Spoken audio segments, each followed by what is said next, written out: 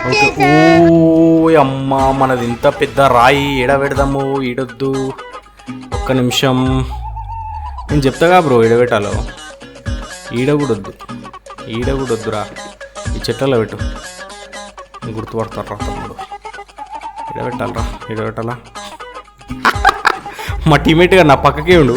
అరే నువ్వు నా దగ్గర కిందకి వస్తున్నావు. ప్రస్తుతానికైతే నన్ను చూడలేదు పోరలు. అరే ఈయన పని అయిపోయింది, పని అయిపోయింది. నువ్వు నన్ను గుట్టకు రవి, అది పో అనేక పో. కొట్టిండ్రా పోరాడు, వస్తుండ్రా నా ఇంకనే వస్తుండ్రాడు. ఒక నిమిషం ఆగు.